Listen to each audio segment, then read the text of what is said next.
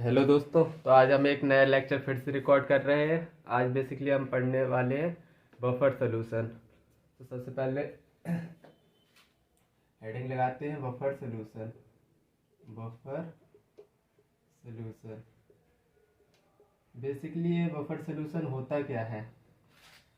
Buffer solution वो होता है अगर हम किसी भी सॉल्यूशन में थोड़ा H+ या OH डालें तो उसकी pH में कोई चेंज ना आए तो उस सॉल्यूशन को हम बेसिकली बफर सॉल्यूशन बोलते हैं। मैंने क्या बोला कि 1-2 बूंद मतलब 1-2 ml डालना है, ऐसे नहीं कि तुमने भर के एक डब्बा डाल दिया एसिड बोल रहे हो pH चेंज नहीं हुआ, मतलब फिर pH चेंज हो जाएगा।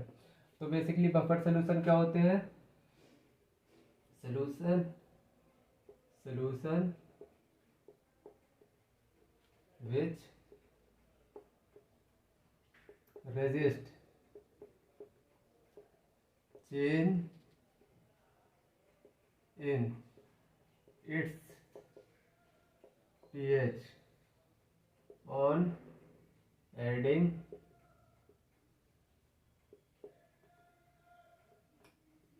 2 to 3 ml of strong acid और strong base।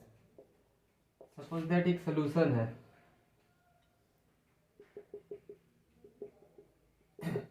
अब तुमने इसमें एसिड डाला, एसिड की कुछ बूंदें डाली H+, तो इसका pH चेंज नहीं होगा। तो क्यों नहीं होगा pH चेंज? या तो इसमें बेस होगा तो इसको खा गया होगा H+ को। अगर तुमने बेस डाला, सपोज दैट बेस OH, तो इसमें कुछ एसिड होगा तब तो OH खा गया। तो मतलब इसी सोल्यूशन को हम बोलेंगे buffer solution. Buffer solution buffer solution basically थोड़ा 1-2 to 3 ml 1 से 2 बूंद डालने पर कोई जो सोल्यूशन अपनी pH को रजिस्ट करे, चेंज ना करे, pH को चेंज होने में रेजिस्टेंस लाए, तो उसको बफर सोल्यूशन बोलते हैं। चलो अब थोड़ी और आगे बढ़ते हैं। Types of buffer solution.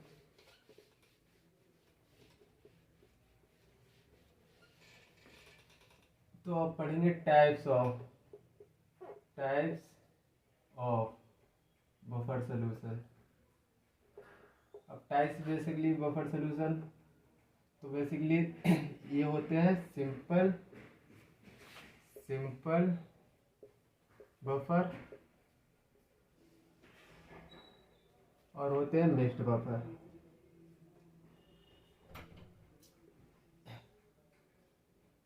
दूसरा होता है मिक्स्ड बफर।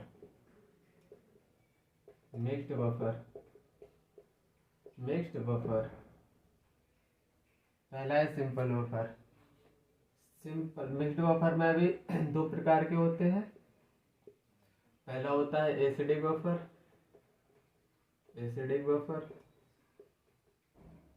और दूसरा होता है basic buffer.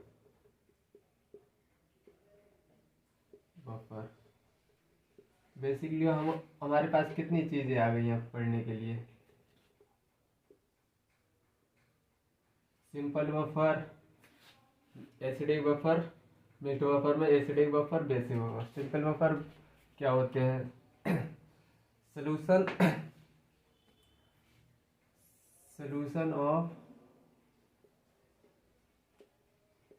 Of salt of weak acid and weak base. Simply solution of salt of weak acid और वीक बेस को हम सिंपल बफर बोलेंगे। और बेसिकली एसिडिक बफर कैसे बनता है? वीक एसिड से प्लस इट्स कंजुगेट आयन चलो इट्स कंजुगेट बेस लिख दो, कंजुगेट बेस। एसिडिक बफर बनता है वीक बेस से और इट्स कंजुगेट बेस। और ऐसे बेसिक बफर कैसे बनेगा? तो इसमें होगा weak base plus it's conjugate acid. ये सिंपली इसको लिख सकते हो week acid and it's salt of strong base, it's salt of strong base.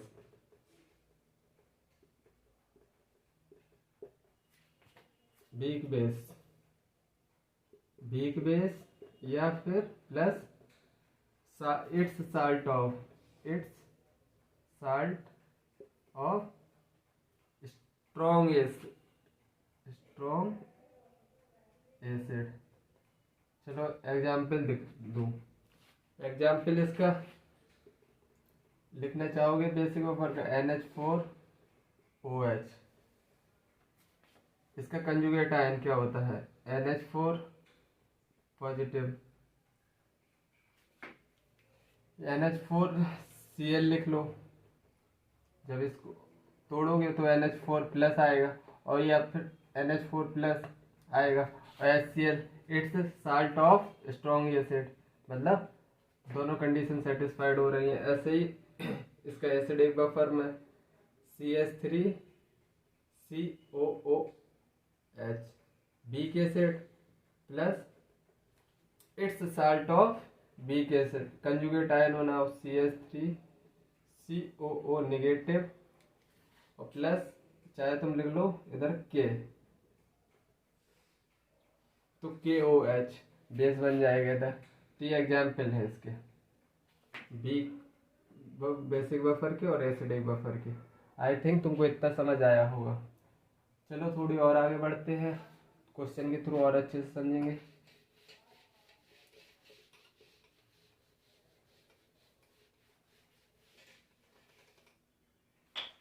Question करा रहा हूँ, तुमको समझ आएगा और अच्छे से।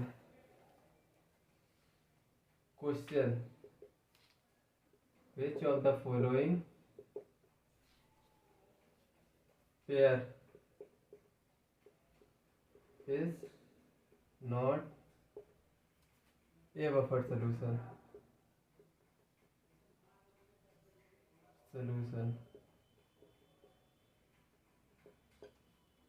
तो पहला HCl प्लस NaCl, B option HClO4 plus NaClO4, C option CH3COOH plus CH3COOK, D HNO3HNO2 plus NH4NO2। तो इसमें क्या पूछा है, not a buffer solution, buffer solution नहीं होना चाहिए। तो ये क्या है, वीक एसिड है HCN वीक एसिड हो गया, और ये क्या है Cl minus, it's conjugate ion, लेकिन ये किस साल्ट NaOH स्ट्रॉन्ग बेस के साल्ट से, मतलब ये conjugate ion week conjugate ion, मतलब ये स्ट्रॉन्ग एसिड वीक, मतलब ये बफर सोल्यूशन है। ये वीक एसिड है, एक कंजुगेट बेस है CnO नेगेटिव, और दूसरा HClO4 ये हो गया स्ट्रॉन्ग एसिड, और NaCl पहली बात तो स्ट्रॉन्ग एसिड हो गया, पहले ही गलत हो गया, मतलब ये बफर नहीं है। थर्ड देखो वीक एसिड है, हाँ है, कंजुगेट बेस है, इट्स कंजुगेट बेस है, बिल्कुल कंजुगेट बेस है, मतलब ये भी बफर है। थर्ड लास्ट देखेंगे, ये क्या है वीक एसिड, ये वीक एसिड है। अब इसको देखो, ये conjugate ion of NH4 plus, मतलब NH4OH, इसको कैटायन को OH HNO2, मतलब ये क्या है, ये वीक बेस है और ये वीक एसिड है, मतलब तो ये भी बफर नहीं हो सकता, हिडन, मतलब नॉट ए बफर सोल्यूशन पूछा क्योंकि इसका कंजुगेट आयन स्ट्रॉन्ग, या तो इट्स कंजुगेट बेस हो, conjugate base it's salt with strong base हो, लेकिन वीक एसिड है, it's salt of strong acid होना चाहिए, लेकिन ये वीक बेस आ रहा है। आई थिंक तुमको ये क्वेश्चन समझ आया होगा। चलो थोड़ी और आगे बढ़ते हैं।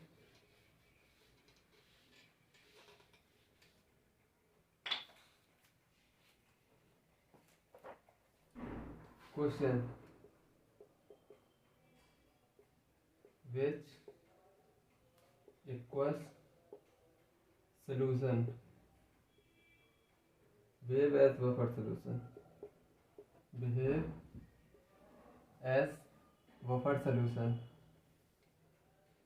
buffer solution। पहला A CH3 COONA, B NaCN, D NH4Cl, D C6H5COONH4। अब देखो क्या पूछा है, base equal solution behave as buffer solution.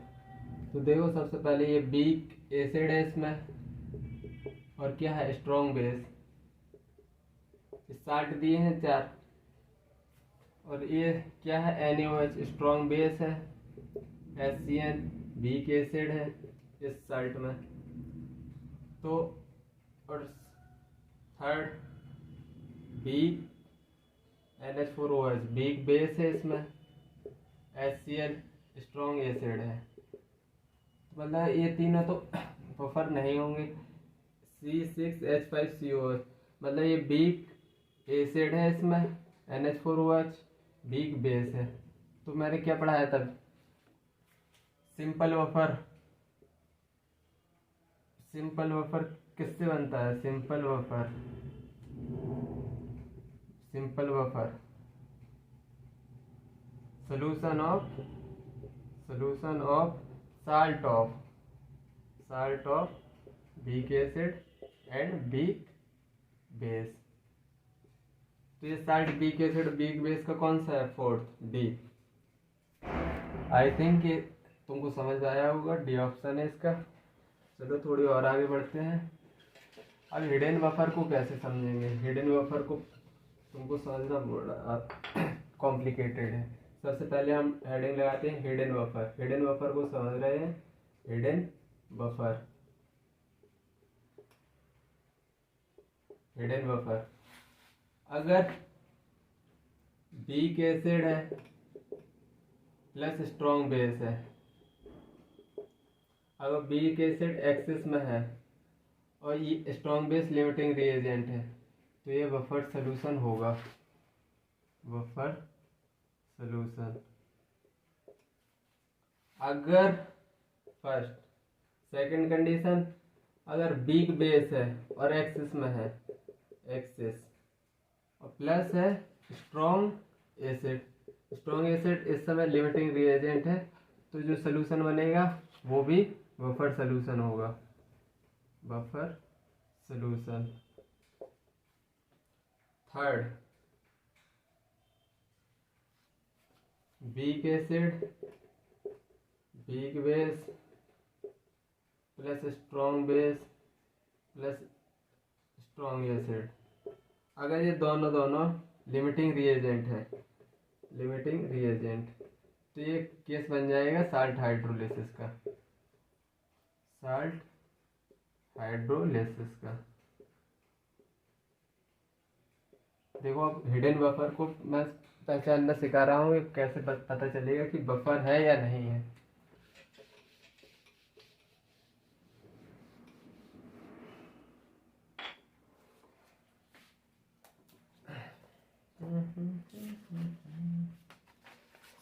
देखो पहला क्वेश्चन करते हैं, देखते हैं इसमें question, which of the following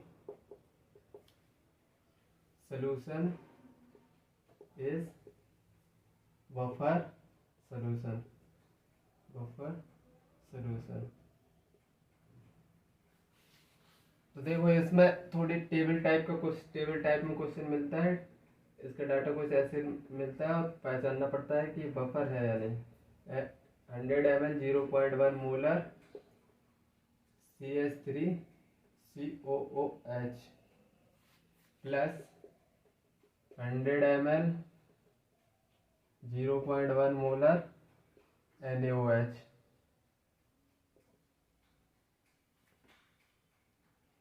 B option 100 ml 0.1 molar CH3 COOH plus 200 ml 0.1 molar NaOH।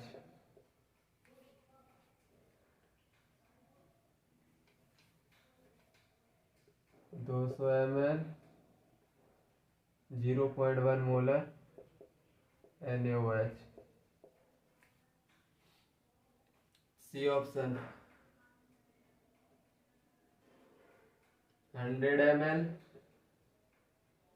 0.1 molar CH3 COOH plus 50 ml 0.1 molar NaOH। D none.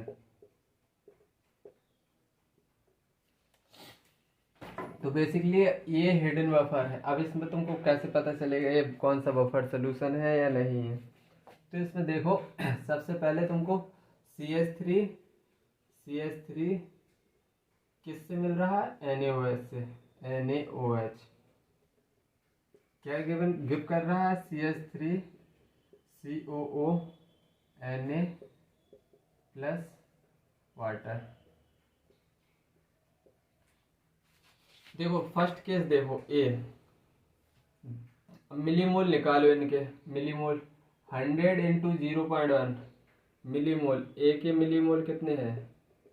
Millimole 100 into 0.1 कितना आया? 10 millimole. और NaOH के 100 प्लस इंटू 0.1 10 मिलीमोल। तो ये initially 0 रहेंगे और फिर ये दोनों रिएक्ट करके 10 मोल ये बना लेंगे, क्योंकि 1 स्टोइचियोमेट्रिक कोएफिशिएंट 1 है दोनों का। ये दोनों रिएक्ट करेंगे 10 मोल साल्ट के बन जाएंगे साल्ट। ये किसका क्वेश्चन? ये क्या हो गया? ये साल्ट हाइड्रोलिसिस है, ये बफर नहीं है। इसमें विच of the following buffer solution, लेकिन पूछा है बफर सोल्यूशन क्योंकि इसमें वीक पार्ट एक्सेस में है ही नहीं वीक पार्ट। और साल्ट पूरा पूरा बन गया। 10 मोल CH3COH से 10 मोल NaOH से रिएक्ट करके 10 मोल साल्ट बना लिया है, इसलिए मतलब ये बफर नहीं होगा पहला वाला।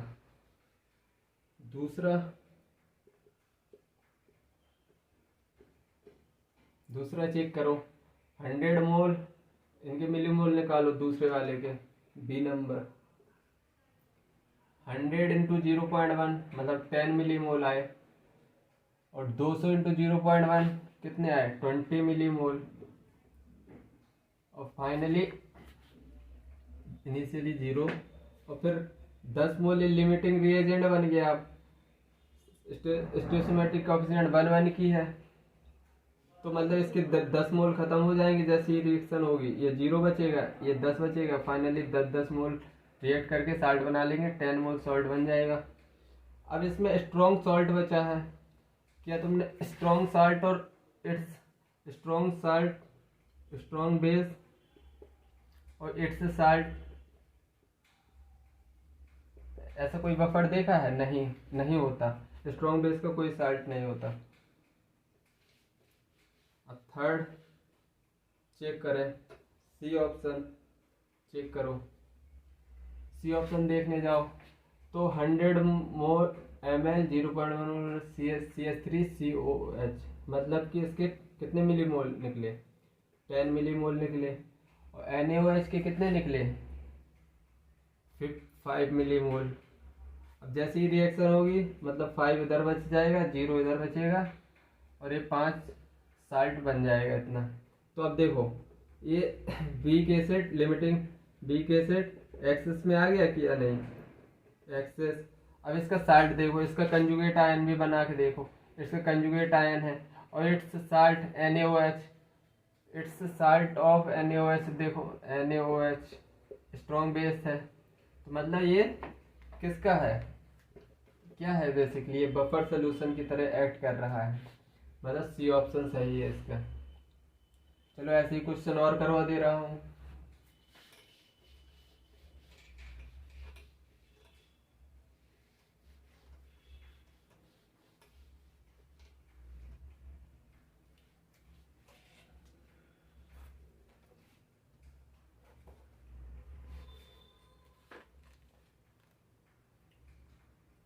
हाँ, एक और question, which of the following is a buffer solution, is a buffer solution. पहला A 100 ml 0.1 molar HCl plus 50 ml 0.1 molar KOH। पहला। दूसरा B option 50 ml 0.1 molar HCl plus 100 ml 0.1 molar CH3COOH। C option 100 ml 0.1 molar CH3COOH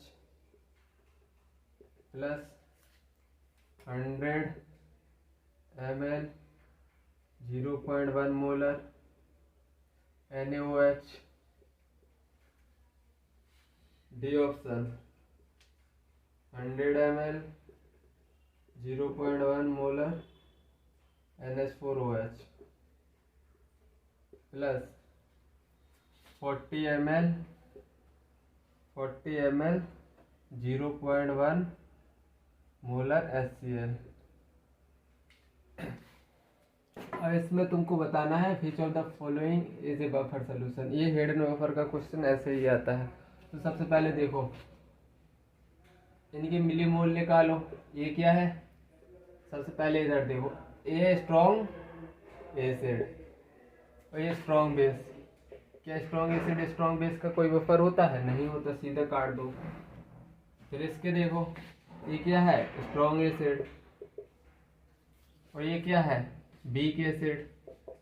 तो क्या acid acid का कोई buffer होता है? नहीं होता, तो दूसरा भी काट दो। थर्ड देखो, थर्ड के वीक एसिड है और स्ट्रॉन्ग बेस है। हाँ, इसको देखेंगे हम करके। तो इसके मिलीमोल कितने आ रहे हैं? 10 मिलीमोल, 10 मिलीमोल, और इसके 10 millimole.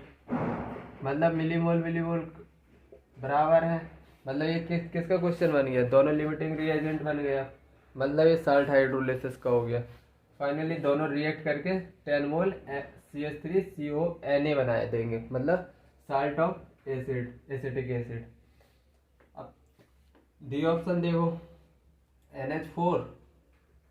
NH4OH plus HCl gives NH4Cl plus H2O।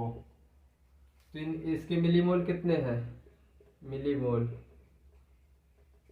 100 into 0.1 10 millimole NaOH के। ये क्या है? वीक एसिड, वीक बेस, और क्या है? Strong acid.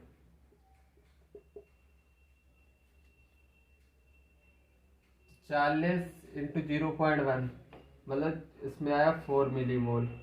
इनिशियली 0 था, अब 1 की स्टोसिमेट्रिक कॉफिशिएंट है, तो इसमें ये 6 बच जाएंगे, इधर 0 पूरे रिएक्ट कर जाएगा। HCl 6 मोल है, जबकि बिग बेस के बचे रहेंगे। इधर बनेगा फाइनली कितना? 4। तो ये क्या दिखाई दे रहा है? एक्सेस रिएजेंट है, बिग बेस एक्सेस, मतलब ये बेसिक बफर बन गया। It's conjugate acid, it's conjugate acid देखो HCl। तो डी ऑप्शन हो गया, जो कि अपना बफर सोल्यूशन है। आई थिंक समझ में आ रहा होगा।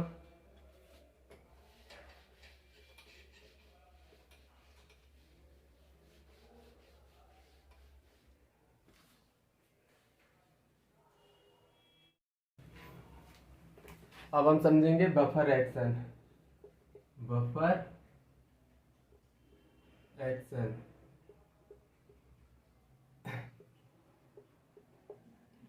बफर एक्शन बेसिकली हम समझेंगे कि हम स्ट्रॉन्ग 2-3 बूंद जैसे स्ट्रॉन्ग एसिड स्ट्रॉन्ग बेस मिलाते हैं तो पीएच चेंज क्यों नहीं होता, मतलब why pH do not change on addition of small amount of strong acid and strong base. Suppose that एक कंटेनर है, इसमें अगर तुम एसिड डाल रहे हो, एसिड का H प्लस, तो पीएच इसका चेंज हो नहीं रहा है, मतलब इधर बेस है, बेस खा जा रहा है H प्लस आयन को, और इधर से अगर तुम बेस डाल रहे हो OH माइनस आयन, तो मतलब पीएच चेंज नहीं हो रही, मतलब इधर एसिड भी है। तो हम समझेंगे कि मतलब पीएच क्यों चेंज नहीं हो रहा है, इसका बफर एक्शन समझेंगे। सबसे पहले हम समझ रहे हैं सिंपल बफर के लिए। सिंपल बफर,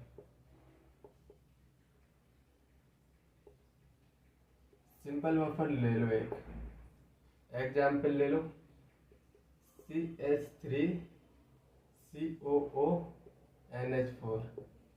सिंपल बफर हो गया। अगर ये साल्ट है, सिंपल बफर का साल्ट है, तो साल्ट क्या करेगा, 100% डिसोसिएट होगा। साल्ट पानी पे डालने में 100% डिसोसिएट हो जाता है या नहीं हो जाता, 100% डिसोसिएट होगा। मतलब ये तो क्या देगा, CH3COO negative plus acetate ion plus NH4 plus ion, 2 ion दे दिए। अब जैसे ही तुमने एसिड मिलाया, ऑन एडिंग स्ट्रॉन्ग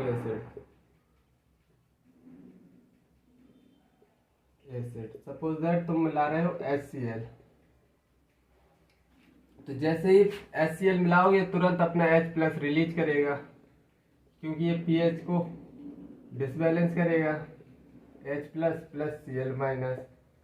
अब देखो, जैसे ही तुमने एसिड मिलाया, H प्लस आया और इसमें pH को चेंज करने की कोशिश की, तो इसका कंजुगेट पार्ट एसीटेट आयन आएगा और इस H प्लस को खा जाएगा और सिंपली क्या बना देगा, CH3COOH एसिटिक एसिड। ये वीक एसिड है, तो ये फर्दर बाद में ये कम आयोनाइज होगा, ये मतलब 100% डिसोसिएट नहीं होगा, फर्दर डू नॉट आयोनाइज। ये H प्लस खा के बैठ गया चुपचाप, तो क्या एसिड मिलाने पर पीएच चेंज हुआ, नहीं हुआ। अब चलो हम स्ट्रॉन्ग बेस मिला के देख रहे हैं, ऑन एडिंग स्ट्रॉन्ग बेस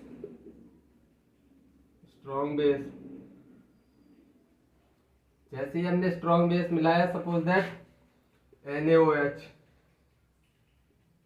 जैसे तो NaOH स्ट्रॉन्ग बेस है, तो ये 100% डिसोसिएट होगा और OH माइनस रिलीज करेगा।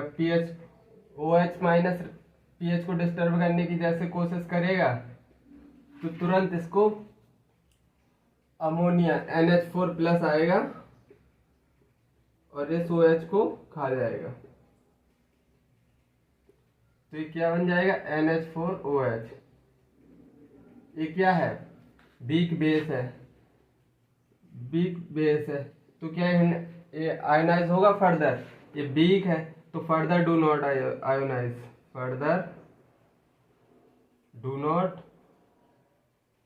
आयोनाइज, आई थिंक तुमको समझ आया होगा। मैं एक बार फिर से समर अप कर दे रहा हूँ, समाप्त। जैसे सपोज दैट एक साल्ट था, बीक एसिड बीक बेस का, सिंपल बफर हम समझ रहे हैं, सिंपल बफर रिएक्शन। तो ये एसीटेट आयन देगा, NH4+ देगा। अब जैसे ही तुम स्ट्रॉन्ग एसिड उसमें मिलाओगे तो उसमें H+ रिलीज करेगा।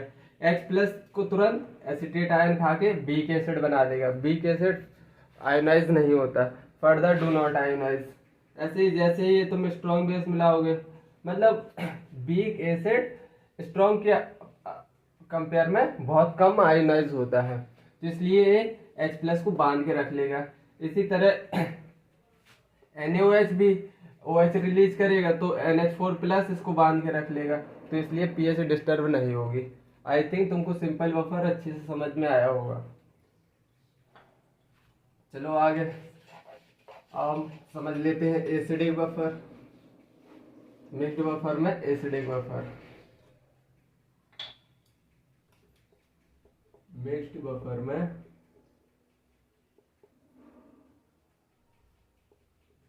हम समझ रहे हैं acidic buffer. Acidic buffer, acidic buffer किस किस से बना हुआ है? एक तो बीक एसिड CH3COOH और इट्स साल्ट CH3COONA। तो ये एसिडिक बफर है। Acidic buffer, acidic buffer, acidic buffer basically पानी में डालेंगे जब बफर बनाएगा तो कैसे CH3COOH, ये फर्दर आयनाइज होगा, थोड़ी आयनाइज होगा CH3COO negative plus H positive. और एसिडिक बफर में साल्ट भी है बीक एसिड का CH3COONA। अब देखो ये साल्ट है, तो ये साल्ट क्या करेगा? 100% डिसोसिएट हो जाएगा। ये 100% डिसोसिएट होगा ना, ये साल्ट है, तो हाँ CH3COO नेगेटिव प्लस Na+। अब जैसे ही तुमने मिलाया on adding strong acid, HCl मिला दिया तुमने, तो HCl क्या देगा? ये तो स्ट्रॉन्ग इलेक्ट्रोलाइट है, 100% एसोसिएट हो गया, H+ Cl दे देगा। मतलब अब H+ pH को डिस्टर्ब करेगा। अब देखो ऐसे एसिडिक बफर का CH3COO- आयन आएगा, CH3। देखो ये हम डाल रहे हैं, 1-2 बूंद डाल रहे हैं, लिमिटिंग है। जबकि CH3CONA से CH3CO- निकलेगा तो वो क्या होगा? ज्यादा निकलेगा, 100% डिसोसिएट हो गया, मतलब ये एक्सेस रिएजेंट है, ये लिमिटिंग रिएजेंट है। तो CH3COO नेगेटिव प्लस H+, तो ये खा जाएगा, बना लेगा CH3। ये क्या बन गया? Beak acid. बीक एसिड बन गया, तो weak acid further do not ionise, further do not ionise.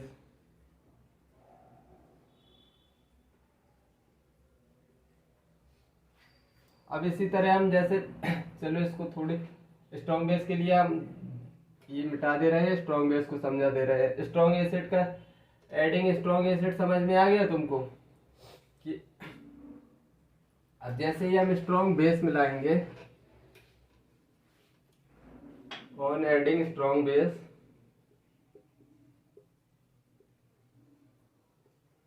Strong base,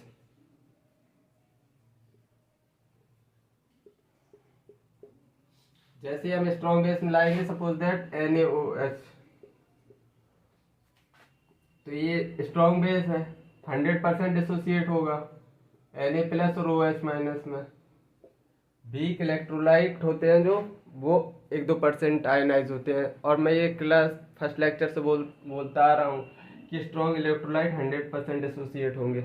जैसे ही OH आयन देगा तो ये OH आयन क्या करेगा? pH में चेंज करेगा। लेकिन अब इधर से निकल के आएगा, देखो या तो तुम OH को Na को खिला दो या H+ खाएगा। अगर Na खाएगा OH को तो ये तो वैसे स्ट्रॉन्ग इलेक्ट्रोलाइट है, फिर 100% एसोसिएट हो जाएगा Na+ और OH-, मतलब हम Na को नहीं खिलाएंगे OH। तो फाइनली फिर H+ आएगा और OH को खा जाएगा, तो क्या बनेगा? वाटर। वाटर बहुत ही पुअर इलेक्ट्रोलाइट है, बहुत ही पुअर इलेक्ट्रोलाइट।